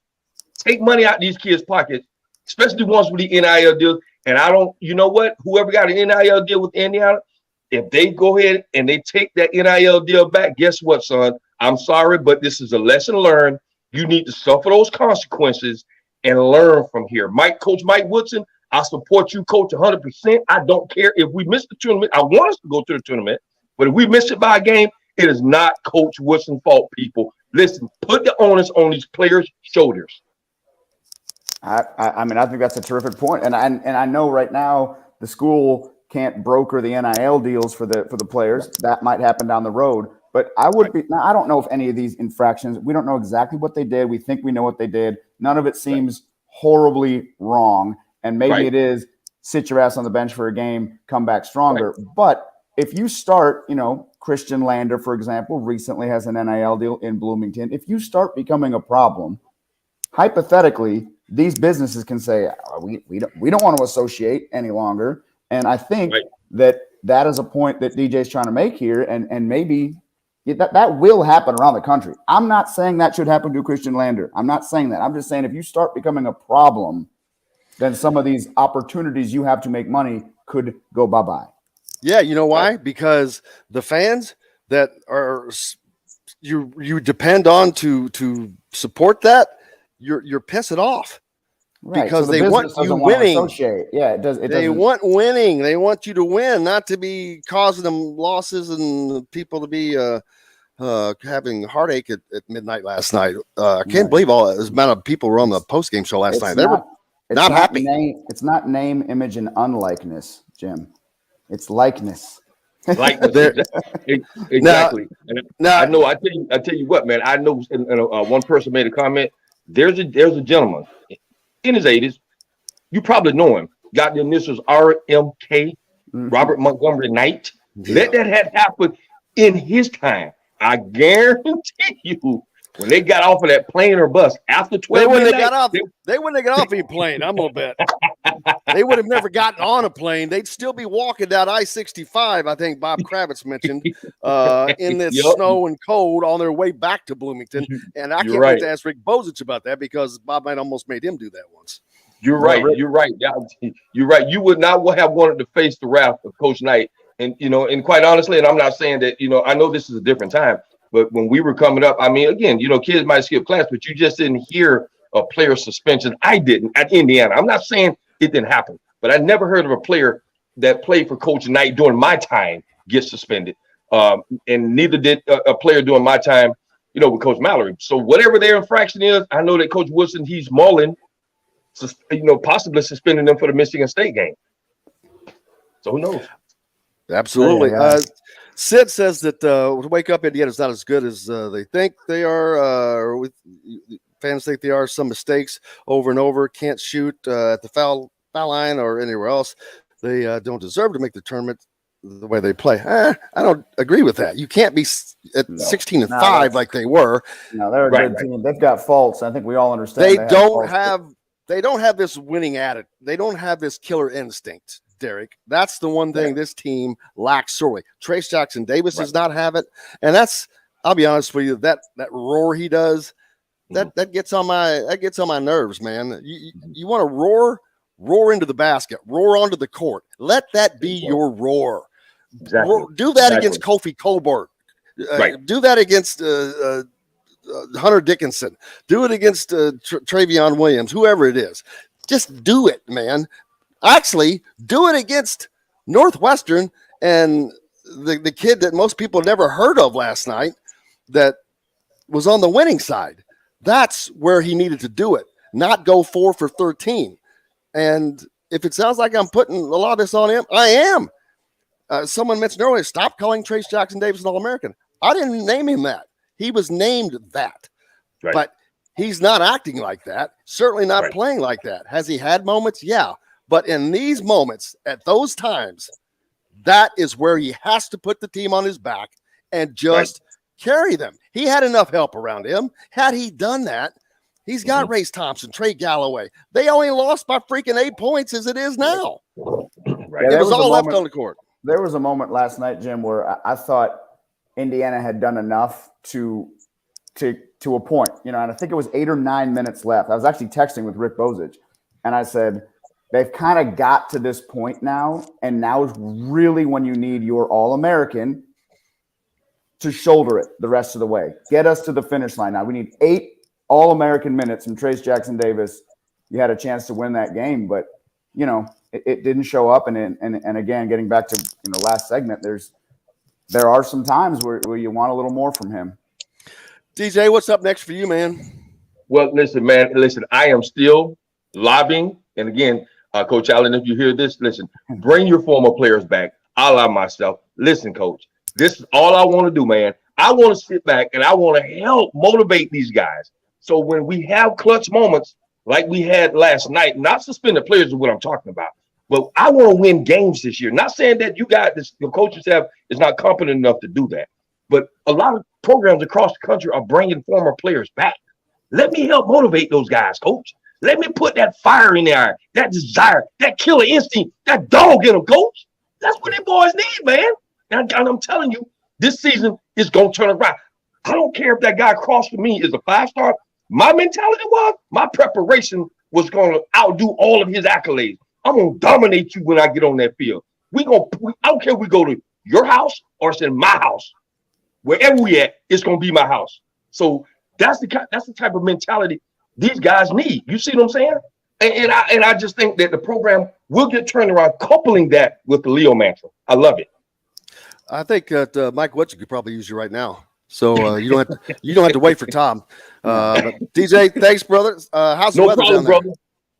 Hey, man, listen. I'm not gonna tease you by saying that I'm wearing a sweater today. Okay, it's a little cold in South Florida, maybe 62, 60 degrees. I know to you that's beach weather, but God for us, bless it's you. a little I cold, man. feel so sorry for you as I sit here on the north side of Chicago. Derrick, have a great day, brother. Have a great week. Okay. Look forward to seeing you again next week. Okay, love you guys, man. Appreciate you, brother. No Derrick problem. Jackson joining us here on Indiana Sports Beat as we've got to take a break. Rick Bozich up next. Are you leaving or are you sticking to say out of Rick? I gotta jump out. I gotta do a. He does said all you need to say to Rick Bozich. But Rick's joining us next from WDRB.com. Brought to you by Reynolds Family Dentistry down in Southern Indiana. If you're in the Sellersburg area, go see Dr. J for that championship smile. That's where we need to get Aaron over to. Just man, he could just put that. He could just put the whole thing in there. Hey, we're back with more. Thank you, buddy. Have a great week. See you guys. Back with more from the Golf Club at Eagle Point Studios Annex in Evanston, Illinois, right after this. We'll be right back to the Golf Club at Eagle Point Studios for more Indiana Sports Beat Radio with Jim Coyle, presented by Andy Moore Honda of Bloomington and Southern Stone Restaurants. Whether it's a celebration. Hello, good morning, Mr. Rick. You're up. Were you in Evanston or Chicago or where? I am still in Evanston, yes. He's reclining. Yep, he's spilling coffee all over the place. Actually, I'm no longer reclining. I'm just sitting here. I put my feet down. Aaron. I got. Aaron's got his banker's hours. I just had my text from Rick. I'm not stipping you, Bozich. I gotta jump on a call at 10 o'clock. I gotta go talk softball with Carol Bruggeman. That's not what he said earlier. I said, "Hey, you gonna stick for Bozich?" He said, "Fuck no, I ain't about to. Why would I waste my time?" What's that? Oh, he was on earlier. See you guys. Oh, okay. We'll talk soon, gentlemen. Bye. Thank you, buddy. Hey, let me know if he wants to come up for a game. Well, that was a nice. That was an experience last night. Yeah. What's the word? Does guys go out of the room after curfew or something? Yeah, I'm hearing broke curfew. I'm not. The pot thing is almost been dismissed because you can't dress apparently if it's a pot issue, and I believe that's an automatic 3-gamer on top of that. But he was asked the length. What's the length of this, and said he would decide on the way home last night was his decision. Yeah, I'm not surprised by some of them. I think that seriously, I'm not surprised by Lander, and all right, he's a young immature. I keep throwing this caveat out. I would have probably been there with him had they come to me and I'm there. Oh yeah, that was me when I'm 19. So I don't want to be a hypocrite, but at the same time, it seems like kids today they're damn sure more mature, but I wasn't nearly as mature as I should have been for sure. But Xavier Johnson, that one hurts because he's supposed to be the team leader, floor general, whatever. Although last night, Trey Galloway picked it up. And I know we're going to talk about that, and I can't wait because I sent this tweet out last night, and I there's no way you go back to Parker Stewart. It's 2 infractions. His visual last night on the bench, Rick, was just the other guys were still participating in warmups because I got a tweet as soon as I got to the arena like 2 hours before asking me if I heard anything. I'm like, well, no. And it's like, all right, is anyone not accounted for? So I'm starting to look for people, and everybody's out there. But then Parker's just sitting on the bench in the candies and his pullover, 15 looking seconds. pissed off, and hardly ever got up. So I thought it was just him. All right, here we go. Come into Brinker's Jewelers, voted the Tri-State's best jewelry store 9 years in a row, located at the corner of Green River Road and the Lloyd Expressway. This segment is brought to you by Bubba's 33 in Clarksville. Pizza, burgers, beer. Now back to the Golf Club at Eagle Point Studios for more Indiana Sports Beat Radio with Jim Coyle, presented by Andy Moore Honda of Bloomington and Southern Stone Restaurant. Welcome back on this Wednesday, the Golf Club at Eagle Point Studios Annex here in Evanston, Illinois today, joined now by Hall of Fame writer Rick Bozich from WDRB.com. Rick, I know you were at least watching the game last night, and you know all the specifics that went into this. And this is not unprecedented back in the days of night. I was shocked by a lot of people's reactions, some of them questioning Mike Woodson doing this. And I'm like, what in the hell is wrong with you people? What coach with any integrity would not do this? So that's not an option. He didn't do this. Those 5 players did that, but that was a little surprising. But it is what it is. To see your floor leader, the guy that you really need, be one of these, that has to be extraordinarily disappointing for Mike Woodson. I kind of go through the others. Durr's, I keep hearing, he's been in and out of the doghouse this year. I've heard, but I don't know that, but I've heard this and that. We haven't seen him play a lot. That tells you a lot. Christian Lander, haven't seen him play a lot. That tells you something. Tamar Bates, that's got to be disappointing. Again, I'm not going to be a hypocrite. Probably would have done it. He's an 18-year-old freshman. But, man, wrong. I just, surely to God, I cannot imagine having that lack of sense. But they did. And it was a huge mistake that cost Indiana. Then we'll talk about Trace Jackson-Davis should have helped Indiana overcome that and didn't. So where would you like to start, man? There's just a plate full of stuff. Right. Well, I guess I'll start with the suspensions because, like you start hearing about it a few hours before the game, and second or third time we've gone through this year. And one time I remember there was a report that a bunch of guys weren't going to play, and it turned out to be only Bates missed the game at Notre Dame, right? Because he had to go home for a funeral or something. So you wait and see, from the actual people who show up at the arena to see how much of it is true. What's particularly disturbing about this one is this isn't like a November game or December game. This is mid-February with a team that has to know it hasn't secured a spot in the NCAA tournament yet, with a team that just played a terrible second half against Illinois and knows it has Michigan State, Wisconsin, and Ohio State coming up. I mean, this is a game Indiana had to have. And for guys to either not be aware of that or disregard that is got to be should be upsetting to the rest of the players who are all in. And it has to be upsetting to the coaching staff, particularly Mike Woodson, because 3 of them are guys that he brought in. Durr, Johnson, and Bates. I mean, Stewart was brought there by the previous staff, as was Lander. And another thing that's just mildly interesting to me is it's 5 guys. They room 2 to a room. That means one guy went out and his roommate stayed in. Oh, wow. We'll never know who it is, but that means one guy went out, and if it was a curfew thing, that means somebody said, no, I'm not doing it. You've given me something to seek out. Yeah. I mean, isn't that right? I mean, they roomed. Yeah, I did not think of that, man. Ironically, normally it's not the case. I happened to stay at the same hotel last night. So I saw the team yesterday. I did not know. This is before I knew anything. We were getting ready to go to the arena. They were doing the same, and everything seemed normal. But I didn't know anything at that time. It was kind of weird, but yeah, it's just not this team. There have been times where they didn't win games because we didn't think that they were tough enough or this and that. And this just continues to kind of go with that. Is like, how important is winning to them? And again, Xavier Johnson, way old enough to know better. But it's not like he came here with a Steve Alford reputation. But man, it's like you just nailed a point I hadn't thought about. This is the critical time of season where Indiana is making or breaking their season. They only have 7 games left now. They're still fighting to get into the tournament. They were in position to be in there, but they can easily just waltz right out of it. And doing that is an easy way to do it.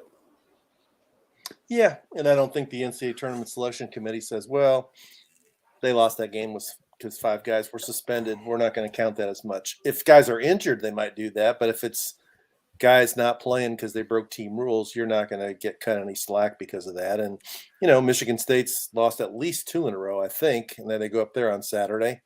They lost at home. I think last night. Didn't they lose at home to Wisconsin? I'm pretty sure it was at home, and they had got blown out by Rutgers the previous game. And the other thing, I'll agree with you that I did some dumb things when I was in college. I wasn't on a team. Who didn't? And had an obligation to my teammates, who are trying to do all the right things to play. The other thing I'll say is you have to give credit, and you were there to watch, how engaged were the other guys on the bench. They only showed it. They all seemed to be sitting together. Some of them were getting up in a lot of different plays, but it's a matter of how contrite, I guess, they are, or how much they realize what they did, how much it cost this team. And I was a little bit surprised that Woodson said he hadn't decided how long the suspension was going to be. He was going to think about it on the flight home. I think it's so new to him, I guess. I mean, Right. it could happen, and he wasn't anticipating it and hadn't dealt with this in mass, and Right. knows how critical this is going forward. He did say if the guys aren't going to do it, they got to go. I mean, that's what he did say that. So he came. Well, up he said under he wants to have guys here to do that or not. They can go, but he that came up under message, Coach Knight, and I'm sure it's been mentioned that he was on that team in 1978 that played in Alaska. That Tommy Baker of Jeffersonville, Don Cox, Bob and Broadway, Kravitz brought that up earlier when he was on. Jim Roberson, who was a member of the 1976 national championship team, he got booted. I mean, that was it. They were done. But I think, and I had an interaction with somebody last night on Twitter, that I think that there were other players who were involved that just got suspended. Those three guys got kicked off, but there were other players in the team who just got suspended and came back, and Woodson might have been one of them. Actually, I don't know that he even got suspended. I heard that he was involved with that, but didn't get suspended. I can't remember. Okay. As soon as you said it, I'm like, wait a minute. Yeah. But yes, it's all the same, but it's never good, but does that show that there's any cracks within this team still? And I'm not trying to create that, but it's when you have that the cohesion, this kind of stuff doesn't happen. You have leadership that says, dude, guys, y'all can't do this, especially with the fact that you just brought up there was a split in one room. Where is the dedication to winning, especially the younger players being a part of the program? Tamar Bates wanted to come here, wanted to play for Mike Woodson. And so that's not going to make Mike Woodson happy. No, I mean, the split is in terms of guys who had the self-discipline to realize that you can do this in the end of March or mid-March or early April. You've gone through all the summer conditioning. You've gone through all these practices. You've gone through all these games during the season, and the goal is to get to the NCAA tournament. And now you're doing something stupid that is going to make it more difficult for the whole team and the other guys to get to the NCAA tournament. It's pretty selfish and self-centered and immature. And 18 to 24-year-olds are more mature than the rest of us, and a lot of us are immature. But it'll be interesting to see how Woodson moves forward, because I listened to a little bit of what you were saying earlier, and that and I tweeted it last night, and it got over 1,000 likes. Is that regardless of whatever happens, Trey Galloway showed that he needs to be out there. I mean, he had some turnovers, but he forces the action. He gives him a second ball handler who can attack. He plays on defense. I thought the second hook and hold call was bogus. I thought his arm got trapped by Nance under the rim. He competes, and they're not getting a ton out of Stewart and or Kopp. So, and if it would be me, which Stewart would come out of the lineup, because this is his second suspension. There's got to be some kind of – it sends a bad message if you have a guy who does all the right things and comes in and performs, and then he goes back to the bench, and a guy who's now sat out twice for things that have happened off the court keeps his starting position. I think that would be the wrong message. And I think messaging is a big part of what Mike Woodson was trying to achieve last night. And not only that, I mean, and you can't, I guess you can play in this part into it, but his production has just been so inconsistent as well. And I think that maybe that has something to do with this, because you asked about the demeanor of the other guys. when this first started happening, and I got that text, and I'm like, so I'm first thing I do is start looking around, who's out here, who's not, because it was during shoot around, and I'm counting and looking, and I'm like, okay, I think everybody's out here. And then that's when I saw Parker Stewart sitting on the bench, just sitting along the bench, in his candy stripes and his pullover, and just looking all sulking. Every now and then, Durr would come over and sit with him. Somebody else would come over and sit with him. So I'm like, all right, it's Parker Stewart. Everyone else was on the floor the whole time. He was just really removed. It makes me wonder one of two things: either has this really impacted him, or is there going to be more serious consequences for him, because this was not his first run in. And I know he had mitigating circumstances, but that only goes so far. And this is not the first time it's happened. He didn't participate with the team at all last year, which was a little befuddling, because Archie Miller desperately needed him. And I think we'd have ran his grandma in there if she could have hit a shot. So that whole thing, I don't know what his future with Indiana is. It makes you start to wonder about Christian Lander's future with Indiana. Jalen Hood-Schifino just named a 5-star by Rivals 150 coming in next season. That, you know, he knows that, and the other guys that are coming in. So there's potential change coming to this roster, not based on this, but this is kind of maybe showing an underlying issue. Yeah, I mean, you know, it's a commitment to what the team goal is. The team goal is, you know, to get to the NCAA tournament. And when you're doing stuff that is against team rules and the coach has to respond in a very public manner, I mean, that became a bit of a national story last night, where you're watching, you know, a halftime show on another network, and they're talking about it. And, you know, this Michigan State's playing Wisconsin, and Purdue's playing Illinois, and Kentucky's playing South Carolina, and Arkansas upsets Auburn, and Indiana suspended 5 players. I mean, that brings negative publicity to the program that I don't think that they need at this point. And then it extends the losing streak to 2 games, as I said, with 3 top 20 teams coming up in a row. I mean, they've got to win one of the next 3. Can you imagine if they lose the next 2, which I guess in Michigan State and Wisconsin, the conversation we're having next Wednesday morning is going to be from looking at Indiana fans filing into the panic room. Yeah, and they put the onus on themselves to now that had they just simply won that game, they could have chalked it out in essence. Now they can't. They've got to find something to make up for this, because they're out of leeway. They still have to go to places like Minnesota, which is tricky. And this team has not shown me that's they're as susceptible to losing that game as any other.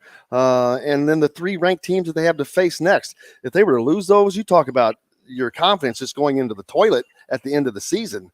You could look at a team that was destined for the NCAA for the first time in 5 years, or however long it's been, 6 years, to the NIT. And that would be just a big hammer on top of the program for Mike Woodson, what he's had done up until this point, I think.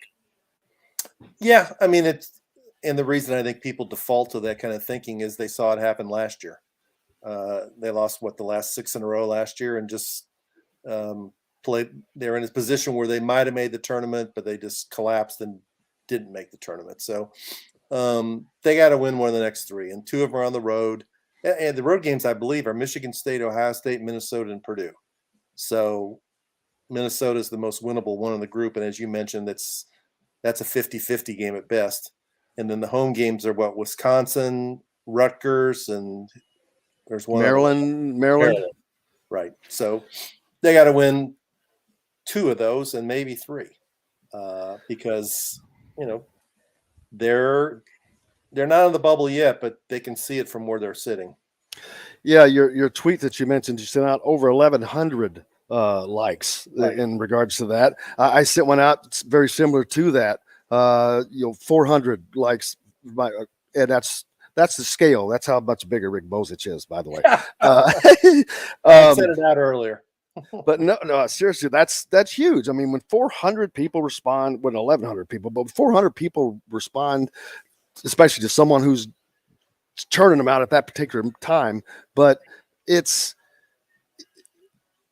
been that talk all year, and he's wanted to stick with that. I just don't see how it's possible he doesn't. And I think it's almost has to be Parker Stewart because of that's 2 infractions. Was he just disengaged last night? Just did not seem to be there. I don't know what the conversations were before. I don't know if Mike said, dude, this is your second strike. Something else and your ass is gone. I don't know. But he's already played for 3 different teams. He lost his father. He's had a rough go at it, but that comes to an end because at some point the program, you have to put the program first. And I'm sure Mike Woodson will do that.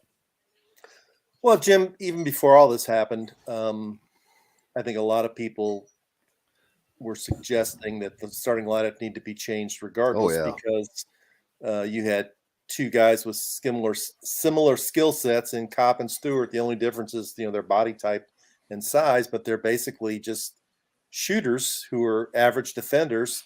And I know I've mentioned it several times. I think you're better off having 2 guys who can attack with the ball and, set up their teammates for shots.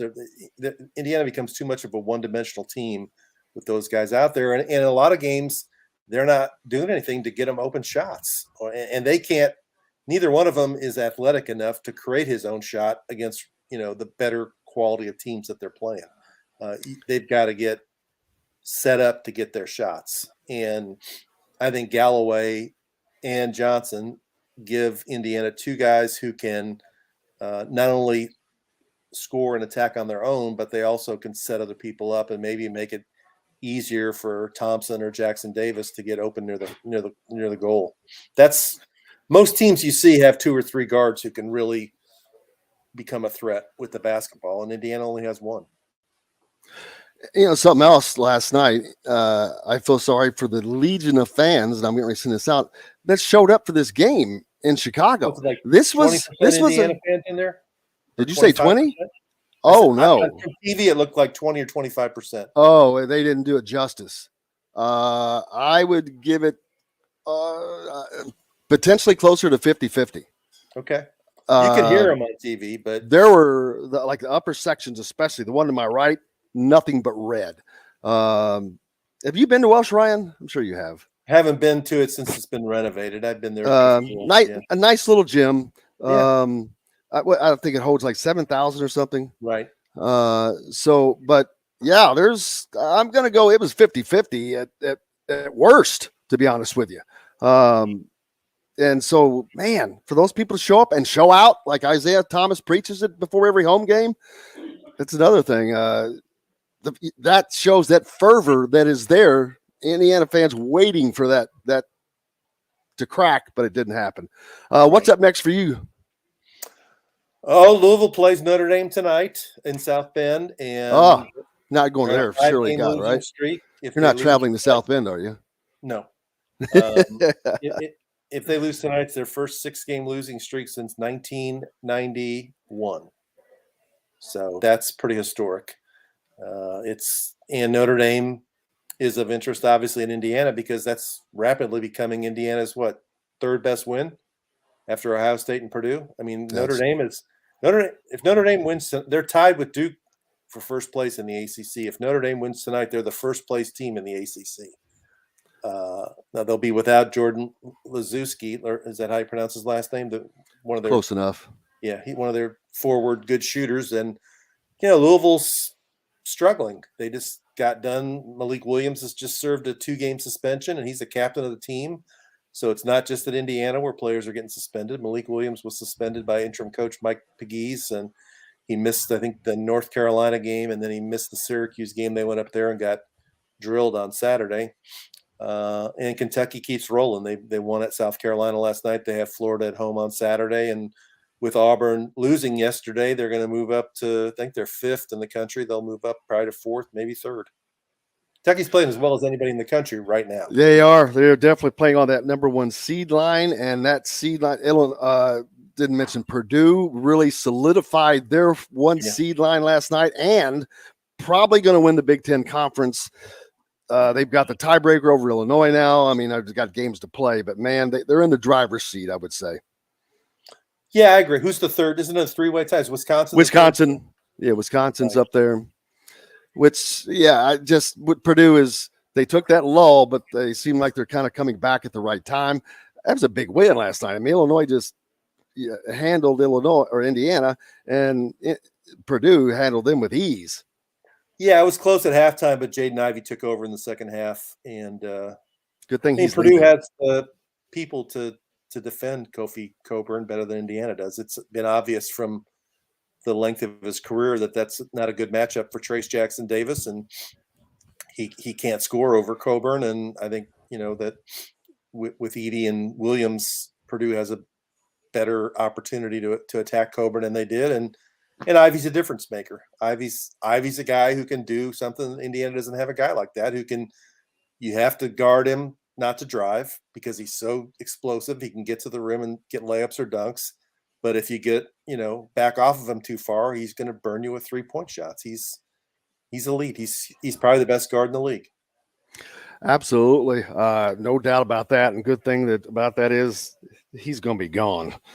He'll be in the NBA next year. Travion Williams will be gone, right? Stefanovic is gone. So Purdue, they got decent guys sitting out though. So they got Kaufman Wren and a couple of other guys. So Purdue will be okay. Painter's been there long enough. He's got it figured out. Absolutely. Rick Bozich, WDRB.com, Hall of Fame writer. Thank you, brother. Look forward to seeing you soon. And if not, next Wednesday. All right. Thank you. Thank you, brother. Rick Bozich here on Indiana Sports Beat Radio, coming to you from the Golf Club Eagle Point Studios, Annex in Evanston, Illinois, brought to you by Bubba's 33 in Clarksville. Pizza, burgers, beer. If you're down in the Clarksville area, give them a stop. They're right off of I-65. Back next with my man, Mitchell Paige, on Indiana Sports Beat. Back right after this. We'll be right back to the Golf Club at Eagle Point Studios for more Indiana Sports Beat Radio with Jim Coyle, presented by Andy Moore Honda of Bloomington and Southern Stone Restaurant. Whether it's a celebration. Mitchell, my man Mitchell. Dude, do you know that there is a direct flight? I think I told you this, from Charleston to Indianapolis now. Yeah. I didn't know that. I think Spirit. And it's cheap. Spirit? Yeah, I've used it. It's cheap. From Indianapolis, you have? I've never used it, but I think it's like everything. $50. Everything is cheap on Spirit. There's virtually. I'll be making my 4th flight on Spirit this year soon, and none of them have cost over $100. Yeah, it's the best. Except for the very first one, in which I had my backpack as my personal carry-on, but it was my last backpack that had wheels on the bottom, which was no. Oh no! It had to fit into this thing, and I went over to try to shove it in. Well, the wheels wouldn't let it in, and cost me $80 to go buy that deal. I ripped those effing wheels off of that backpack I should have done it right there. I didn't think to do it. I was so mad that they were charging me $80. But I got home. I ripped those wheels off of that thing, and it wasn't a week later I stopped using it altogether. That's awesome. I learned my lesson. How are you doing, brother? That's awesome. I'm good. I'm reading some of these comments. People are so funny. They're like, dude. They say crazy stuff. Dude, last night I'm like, fans are just nuts. There's no particular account on Twitter. I'm not talking about you guys. I was talking about last night. It was all the stuff. I'm like, good Lord. There's one particular account that I'm not going to name on Twitter. They used to be an IU blog, and now they don't do it anymore. But I have a very love-hate relationship with that. What do they do? What do they do now? I don't know. But are they still? Is the account still active? Yeah, but they just go by their name. I'm not going to name their name. Well, send it to me. I just want to know. Okay. I have to know. People that say like Trace is not dominant are just insane. Well, now hold on. And I'll tell you, you're insane to your face. Oh, I can't wait. This is going to be a great question. Oh, we're gonna.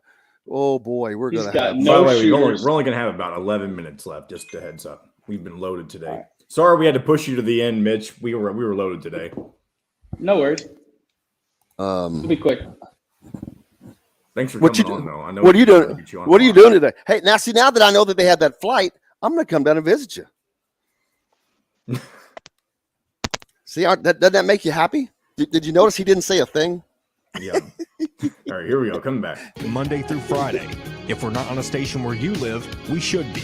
Ask for Indiana Sports Beat Radio. This segment is brought to you by Aurora Specialty Sleep Clinic. Now back to the Golf Club at Eagle Point Studios for more Indiana Sports Beat Radio with Jim Coyle, presented by Andy Moore Honda of Bloomington and Southern Stone Restaurant. Welcome back, Indiana Sports Beat Radio here on this Wednesday, coming to you from the Golf Club at Eagle Point Studios Annex in Evanston, Illinois, brought to you by Aurora Specialty Sleep Clinic, our good friends there, Dr. Steve Green and Brian Evans. Go see them if you have problems sleeping. They'll get you taken care of. My man Mitchell Paige joins us now from the sunny shores of Charleston, South Carolina. How are you, sir? Great. Tough one.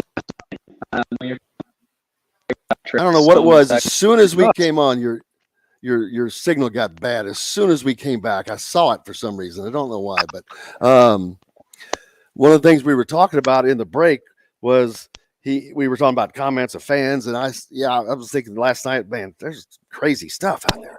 But Mitchell was talking about the same thing, but yours was in regards to Trace Jackson Davis specifically, and that whether he's a dominant player or not dominant player, he can be in the right situation, in my opinion, but it has to be that situation. He can't dominate. He didn't dominate last night. He was 4 of 13 when they needed him most. He was 5 of 9 at the free throw line when they needed him most, and he did not come through. They could have won that game. They only lose by 8, and they just 4 players combined to go 7 of 30. With Trace Jackson Davis being one of those at 4 of 13. So I've not seen him be the guy that you think he is. I just saw him play against Kofi Coburn, and he can't defend those big guys. He can't slow them down. And then his offensive game itself is one-dimensional. He goes one-handed without a jump shot. He can be, but he's not the dominant player that if he were, Indiana would have a lot less problems, in my opinion. Yeah, and that's fair. Is my connection better? I tried something a little better. Awesome. All right, perfect. So I think when you look at last night, you got to look at kind of what Indiana was doing, right? Okay, they had 51 points. They had 3 guards. If you include Geronimo as a guard. They had a walk-on playing, and I know from experience, walk-ons should not be playing. So why are we going to get up tempo, gas all of our guards to where now we don't have anyone that can bring the ball up the court? Galloway is not in foul trouble, but fouls out. And then once he fouls out, now you're dead. He had to play every minute. So of course Trace isn't going to have 40. Of course. We're playing a slow down game. We're milking shot clocks. We're trying to survive to the end and win at the last second. Basically, and that's what you have to do. I thought Woodson was fantastic last night when you don't have much time to adjust to what you're doing because 5 guys get suspended. And who knows why those guys got suspended. I'm sure there's all kinds of speculation. People saying it used to be, I was reading some of the comments, it was different back in my day. No, it wasn't. No, it wasn't. We just have Twitter. It's the same as it's always been, probably better because we have Twitter. It was a hard night, and Trace, okay, he got beat up a little bit by Kofi Coburn. Who hasn't? He's a Big Ten Player of the Year. Oh, I agree with that. He's 8 feet tall, and Purdue does better because they've got 2 guys to throw at him. And Zach Edey's 7'4". You want to tell me Zach Edey's more dominant than Trace? You're insane. Trace Jackson. He's hard to stop. No, he is not. No, he's not. Indiana made him look like he was a 5th grader. That it's grown too fast. They had a great game plan for him. That's the reality. Yeah, Zach Edey is not athletic. Zach Edey is. I'll be honest. His is all about size. It's just sheer size. He's not athletic. I'll give you that. You could even put my unathletic body, give me his size. I'm going to play in the NBA. I promise you. But Trace is just too one-dimensional, and we've talked about that for 3 years, and it has not changed. That's a disappointing aspect of that for his own self. Wanting to move forward, you've got to do all those things to move forward. And I mean, how many things did you were a walk-on? You had to overcome so much to achieve what you achieved, but you did all of them, and you got better, and your trend was up, up, up, up, up. I'm not seeing that, man. I'm seeing a plateau with him. And I'm not trying to harp on him. Yeah, I assume everybody wants him to be able to shoot a 15-foot shot. Obviously, me too. That'd be great. That makes him a top NBA selection. But what he brings is he's the most athletic person outside of Geronimo generally on the court. For how big he is and how quick he can hit the ground and be back again to rebound misses. I mean, he does so many things that are outside of facing up somebody and shooting a 15-foot jump shot. I just think it's crazy to say that he's not one of the most dominant players that has played at Indiana in a long time. I mean, he is dominant. He's the most important part of our team, and we need him to be on the court as many minutes as we can because our offense runs through him. He's a fantastic passer out of the post. He loves to go to his left. Who stops him going to his left? Everyone knows he's going to his left, and he still dunks on everybody. He gets double-doubles night in and night out. He's an All-American. What are we talking about? He's an All-American for a reason. Then why didn't he do that last night when they needed him more than any time because this of what entire I just told season? You. They had no shooters.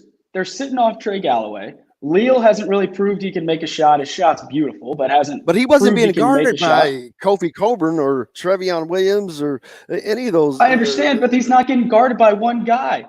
Every time he touches the ball, they're sagging. Even on race, they were sagging and digging. Guards were digging hard. He's playing, he's got a guy on his back, but every time he touches it, that defense shrinks in. They don't have to play guys out into the three-point line, let alone some teams have guys that can shoot it from a couple feet behind the three-point line. We didn't have that. We were playing a slow-down game with no shooters. Of course, Trace is going to have trouble. These are Division I athletes. They're all 6'5". They may not be 7'4", but they're 6'5", and they're digging. There's a comment I agree with. I do not believe he will be named a postseason All-American. I think that would be incorrect. He will not be a first-team All-Big Ten. I don't potentially think. Just because of Coburn, who plays, who's over? There's him? Coburn, Hunter Dickinson. Dickinson's been okay. He was great against Indiana, but he hasn't been great all season. Yeah, there's just so many Kofi Coburn. I mean, there's just so many guys in the league. Who? Well, I don't have all the names. Who's been more of a factor in games than Trace besides Coburn? I'd have to pull up the rosters for the 5-6 teams that are in front of Indiana right now. And I'm not saying they've all been more dominant, but they've all been better within their system. What happened last night when he goes 4 of 13? They needed him last night. Like again, I don't buy that. He missed all those shots, and most of them were bunnies. He missed so many bunnies and 2 4-foot shots. It wasn't because he was being guarded by Draymond Green. He just missed a crap ton of shots. He was 5 of 9 at the free throw line. They only lost by 8. There's half the losing margin right there. He's a career 60% shooter. That's not acceptable. I find that unacceptable. He's not a shooter, but what he does, he's as dominant as anybody in the league. Truthfully, I'm sure I'll get ripped apart in the comments as I'm seeing here. TJD overrated, wrong, all this, whatever. I mean, that comes from.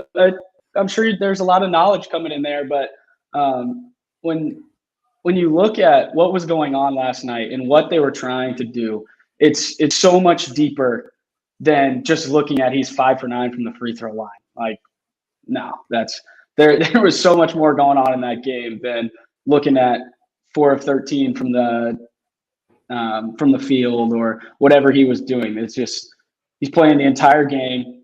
He's the first one down the court. He gets out and hustles on fast breaks. He's having to guard multiple bigs that are coming in fresh. I mean, him and Race, it's different than playing. I mean, a lot of people I'm sure played high school basketball. College is a little bit different. It's a lot more physical. Everyone is way bigger, way faster, way stronger. Playing an entire college basketball game is so much different than playing Garin Catholic in high school. So, I mean, I would love to talk to people about, you know, their experience, but I just think that to say anything about Trace is, yeah, you can say a lot of things about a lot of people, but I mean, Trace is as dominant a player as we have, and to say anything like, oh, he's overrated is wrong, in my opinion. Well, man, I wish we had a lot more time. And John, you can't do overtime today, can you, John? No, sir. All right. Well, we'll have to carry this conversation on because it's not like he's wrong. I enjoy having the conversation. Hey, what's coming up next for you, brother? I'm just hanging out. I'm down in Charleston. Got some work to do today. Just trying to make some deals happen, man. Do it and give us information so we can get that stuff up there every time you're on from now on, by the way, because we got listeners all over, man. They're all down in the South. Oh, look at this. Oh, there. That's it right there. John is on the spot. What does that stand for? That's Sands Investment Group. We're headquartered down here in Charleston, but we're nationwide, specializing in triple net, really just net lease structure of commercial real estate sector. And we'd love to, anybody that's listening that's interested, just give me a call. I'm sure Jim can help you find me. Absolutely. All you guys are out there listening from all over the country, I know. So I appreciate you all. Most importantly, as a matter of fact, without you, we don't have a reason to be here. But big thanks to Mitchell. If you need anything in that line, reach out to him or me. We'll get you contacted. Thanks a lot to Bob Kravitz. Thanks to Aaron Matus. Thanks to Derrick Jackson. If I missed it, did I miss Rick Bozich? Thanks to, man, what a packed, loaded show. Most importantly, again, thank you guys. Without y'all, we don't have a reason to be here. You guys were on late last night with us. Appreciate you. And back today. You're awesome. Mitchell's awesome. John, the producer's awesome. Can't wait till we're back tomorrow to do it again, guys. Until then, I'm Jim Coyle. I will see you on the radio.